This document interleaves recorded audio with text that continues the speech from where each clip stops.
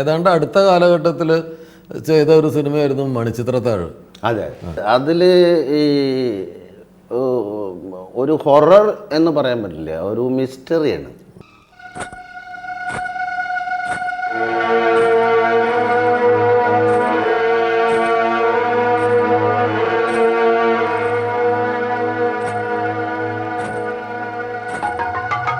പിന്നീട് ഈ മിസ്റ്ററിയുടെ സംഗതി നമ്മൾ ശരിക്കും ഒരു ഭയപ്പെടുത്തുന്ന അവസരത്തിലൊക്കെ നമ്മൾ മ്യൂസിക് ട്രീറ്റ് ചെയ്യുന്നത് ശരിക്കും പറഞ്ഞു കഴിഞ്ഞാൽ മ്യൂസിക്കലി വലിയൊരു ശബ്ദം വെച്ചിട്ടല്ല, അതിലെന്തോ ഒരു വീണയും ഒരു ഹാർപ്പും ഒരു ബേസ് തബലയുടെ റോളും ഒക്കെ ആ എലമെൻറ്റ്സ് എടുത്താൽ അത് എന്ന് പറഞ്ഞാൽ വലിയൊരു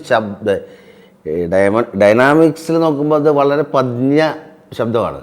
പക്ഷെ അതിൽ കിടക്കുന്ന നോട്ട്സിലാണ് അത് ഒരു ആ മിസ്റ്ററി വർക്കൗട്ട് ആയിരിക്കുന്നത്.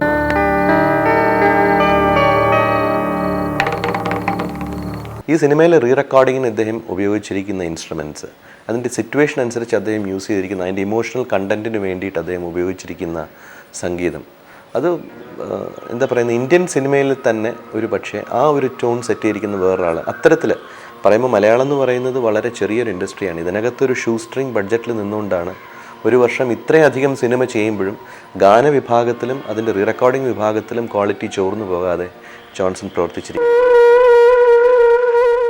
നാഷണൽ അവാർഡ് വിൻ ചെയ്യുന്നത് പന്തന്മാടയ്ക്കല്ലേ? അതെ അതെ, അത് പശ്ചാത്തല സംഗീതത്തിന് അത് വളരെ സെൻസിബിൾ ആയിട്ടുള്ള ആൾക്കാരുണ്ടായിരുന്നിരിക്കണം ആ ജൂറിയിൽ. കാരണം അതിൽ ടോട്ടൽ പടത്തിൻ്റെ ലെങ്ത് തോന്നുന്നു വളരെ കുറച്ച് സ്ഥലത്തായിരുന്നു മ്യൂസിക്കിൽ. ഒരു ഈ പാടത്തെ ഒരു എഴുതി ചെയ്ത ഒരു പാട്ടുണ്ട്, മാടയും ഈ തമ്പുരാനും കൂടിയിട്ടുള്ളൊരു തീമാണ്. അതിലുണ്ടായിരുന്ന ആർക്കും തോന്നിയിട്ടുണ്ടാവും ഇത് നല്ലൊരു ചിന്തയാണല്ലോ. അപ്പോൾ അങ്ങനെ ഒരു എക്സ്ട്രീം ചെയ്ത അതേ ആൾ തന്നെയാണല്ലോ ഇത് വർക്ക് ചെയ്തിരിക്കുന്നത് എന്ന ചിന്തയിലായിരിക്കും അവർ ചെയ്യുന്നത്. പക്ഷേ ഞാനിതൊന്നും അറിഞ്ഞിട്ടില്ല. ഇത് നമുക്ക് പാർക്കാൻ മുന്തിരിത്തോപ്പുകൾ എന്ന സിനിമയിൽ ആ അതിനകത്തൊരു പ്രത്യേക ഒരു മൂഡാണ് ഈ മ്യൂസിക് എന്ന് പറയുന്നത്. ബാക്ക്ഗ്രൗണ്ട് സ്കോർ കൊണ്ട് സെറ്റ് ചെയ്തിരിക്കുന്നത് ഈ ബാക്ക്ഗ്രൗണ്ട് റീ റെക്കോർഡിങ്ങിനകത്തുള്ള ഈ ഒരു മൂഡ് തന്നെ സോങ്ങിലും കണ്ടിന്യൂ ചെയ്യാനായിട്ടൊരു ശ്രമം നടത്തിയിട്ടുണ്ട്. അപ്പോൾ സംഗീതമെന്ന് പറയുന്നത് എൻ്റെ ഗാനവിഭാഗത്തിൽ നിന്ന് റീ റെക്കോർഡിങ്ങിലൂടെ കണ്ടിന്യൂ ചെയ്തൊരു മൊത്തം ഒരു കണ്ടിന്യൂസ് ഒരു സ്ട്രീമായിട്ട് ഈ സിനിമയിൽ ഇഴചേർക്കുന്ന ഒരു പ്രക്രിയയാണ്. അതൊരു ടോട്ടാലിറ്റി ഉള്ളൊരു മ്യൂസിക് ഡയറക്ടറിന് മാത്രമേ അത് ചെയ്യാൻ പറ്റൂ. ഒരു മലയാള സിനിമയുടെ ഒരു ഗോൾഡൻ എറയിലാണ് ജോൺസേട്ടനൊക്കെ വന്നത്. ജോൺസേട്ടന് ഏറ്റവും വ്യത്യസ്തമായിട്ടുള്ള ഏറ്റവും ബ്രില്യൻ്റ് ആയിട്ടുള്ള ഫിലിം മേക്കേഴ്സുമായിട്ട് അസോസിയേറ്റ് ചെയ്യാൻ പറ്റിയിട്ടുണ്ട്. അപ്പം ഭരതേട്ടൻ്റെയും പത്മരാജൻ സാറിൻ്റെയും ഒക്കെ സിനിമകളിലെ സജീവ സാന്നിധ്യം ആയിരിക്കുമ്പോൾ തന്നെ അല്ല, അതിൻ്റെ തുടർച്ചയായിട്ട് സിബി കമൽ, സത്യൻ, ഈവൻ ലോഹി ഒക്കെ എൻട്രി ആവുന്ന സമയമാണല്ലോ. കിരീടത്തിൽ ഒരു വയലൻസിൻ്റെ ഒരു വല്ലാത്തൊരു വയലൻസ് പലപ്പോഴും ആ സിനിമയിൽ വരാറുണ്ട്. അതുപോലെ അതിവൈകാരികമായ മുഹൂർത്തങ്ങൾ വരാറുണ്ട്. അപ്പോൾ അത് അനുഭവിപ്പിക്കാൻ വേണ്ടി അദ്ദേഹം കൊണ്ടുവരുന്നത് പ്രത്യേക തരത്തിലുള്ള ഒരു മൂഡ് ക്രിയേറ്റ് ചെയ്യാനായിട്ട് അദ്ദേഹം ശ്രമിച്ചിട്ടുണ്ട്. ഞാൻ ഉൾപ്പെടുന്ന ഒരു ഗായക നിര ഒരു 1980കളുടെ അവസാനമൊക്കെ വരുമ്പോൾ പലർക്കൊരു വിചാരം ഉണ്ടായിരുന്നു, അവർക്ക് പേയ്മെൻറ്റ് കൊടുക്കേണ്ട ആവശ്യമില്ല. പല മ്യൂസിക് ഡയറക്ടേഴ്സും അങ്ങനെ ചെയ്തിട്ടുള്ള ആൾക്കാരും ഉണ്ട്. ഈ സിംഗറിൻ്റെയും കൂടെ പേയ്മെൻറ്റ് അവരുടെ പേയ്മെൻറ്റ് കൂട്ടത്തിൽ മേടിച്ച് തരാണ്ടിരിക്കുക. പക്ഷേ പോകാൻ നേരത്തെ വേണു പേയ്മെൻറ്റ് കിട്ടിയോ എന്ന് ചോദിച്ചിരുന്ന ഒരേ ഒരു മ്യൂസിക് ഡയറക്ടർ ജോൺസേട്ടനായിരുന്നു. അതുപോലെ തന്നെ ഇൻസ്ട്രുമെൻ്റൽ ആർട്ടിസ്റ്റ് ആണെങ്കിൽ അദ്ദേഹം ചെയ്തിരുന്നത് റീ റെക്കോർഡിങ്ങിന് അവസാനത്തെ 2-3 റീല് ബാക്കിയുള്ളപ്പോൾ അദ്ദേഹം പ്രൊഡ്യൂസറിനെടുത്ത് സംവിധാനം പറയും, ഇയാളുടെ പേയ്മെൻറ്റ് സെറ്റിൽ ചെയ്യുക, എന്നിട്ട് ഞാനത് ചെയ്ത് തരാമെന്ന് പറയും. പരിണയം മലയാള സിനിമയിലെ മികച്ച ചിത്രങ്ങളിലൊന്നാണ്. അളന്ന് തൂക്കിയ പശ്ചാത്തല സംഗീതമായിരുന്നു ജോൺസൺ ഇതിൽ നിർവഹിച്ചത്. എല്ലാ വിഭാഗത്തിലും പെട്ട നേതാക്കന്മാരെ പങ്കെടുപ്പിച്ച് മനോജ് കെ ജയന്റെ കഥാപാത്രത്തോട് അയാളുടെ സ്നേഹിതൻ വിധവയായ ഇളയമയെ സ്വീകരിക്കാമെന്ന് സമ്മതിക്കുന്ന സന്ദർഭം ഉദാത്തമായ സംഗീത സംവിധാനത്തിന്റെ മറ്റൊരു ഉദാഹരണമാണ്. പക്ഷെ കേമ്പി താൻ ആദ്യം വാക്ക് തരണം. അതുപോലെ തന്നെയുള്ളൊരു ഡിഫറെൻറ്റ് വർക്കായിരുന്നു അപരൻ്റെ. അതെ അതെ, അതിൽ ചെറിയൊരു കുമ്പസാരം എനിക്ക് നടത്താനുണ്ട്.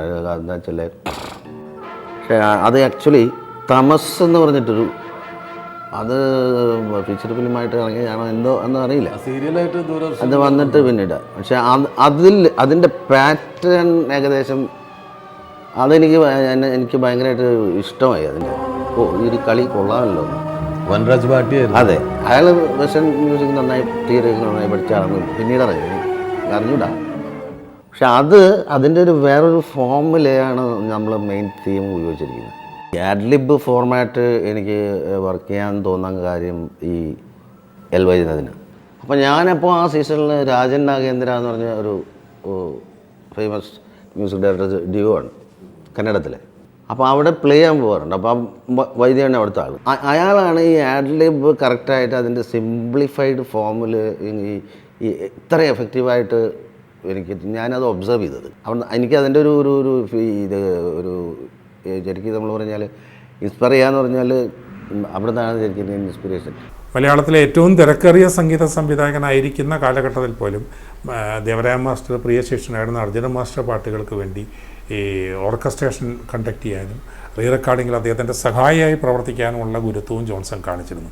പുറമേ ജോൺസൺ അറിയപ്പെടുന്നത് ധിക്കാരിയും കലഹപ്രിയനും അഹങ്കാരിയും ധാർഷ്ട്യക്കാരനുമായിട്ടാണ്. ആരുടെ മുമ്പിലും തലകുനിച്ചു കൊടുക്കാത്ത തൻ്റെടിയായിട്ടാണെങ്കിൽ പോലും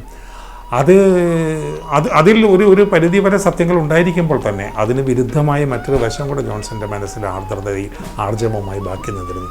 അതുകൊണ്ടാണ് ഗുരുതുല്യരെ, അർഹിക്കുന്ന ഗുരുതുല്യരെ അവരുടെ മുമ്പിൽ അവരോളം വലുതാവാനും അവരോളം തന്നെ ചെറുതാവാനുമുള്ള മനസ്സ് അദ്ദേഹത്തിന് ബാക്കി വന്നത്. ഇപ്പോൾ നമ്മൾ ഒരു തരത്തിൽ ചെയ്തു, വേറൊരാൾ വേറെ തരത്തിൽ ചെയ്തു. അപ്പോൾ ഞാൻ ചെയ്യണത് മാത്രമല്ല ഈ ശരി, വേറൊരാൾ ചെയ്യുന്നതും ശരിയാവാം. അപ്പോൾ അതിൽ ഏതാണ് ഇമ്പാക്റ്റ് എന്നുള്ളതാണുള്ളൂ കുഴപ്പം. ഒരു ക്യാമറമാൻ ലൈറ്റ് അപ്പ് ചെയ്യണതും ഇനിയൊരു ക്യാമറമാൻ ലൈറ്റ് അപ്പ് ചെയ്യണതും സ്റ്റൈലിൽ വ്യത്യാസം ഉണ്ടാവാം. രണ്ടും നന്നായിരിക്കാം, ചിലപ്പോൾ ഒന്നും നന്നാവാം, ഒന്നും ചീത്താവാം. പക്ഷെ അതിലൊന്നും നമ്മൾ പൊങ്ങച്ചം പറയുന്ന കാര്യമില്ല. ഒരുപാട് കാലം ഒരുപാട് നല്ല സിനിമകളും നല്ല പാട്ടുകളൊക്കെ ചെയ്ത് അപ്പോൾ ഇത്രയും ഒരു ഓപ്പണായിട്ട് സംസാരിക്കാൻ പറ്റില്ലേ? എനിക്കും വലിയ ഭാഗ്യം. ജോൺസന് ഇടക്കാലത്ത് ഒരു ചെറിയ അർദ്ധവിരാമം വന്നു എന്ന് കരുതി ജോൺസൻ്റെ കാലം കഴിഞ്ഞു എന്ന് പറയുന്നവരുണ്ട്. ഞാൻ വിശ്വസിക്കുന്നില്ല അത്. കാരണം ജോൺസൺ ഇന്നും സംഗീതത്തെ തന്നെയാണ് ഉപാസിക്കുന്നത്. ജോൺസൺ എത്തിപ്പെടാൻ കഴിയുന്ന ആകാശങ്ങൾക്ക് അതിരുകളില്ല.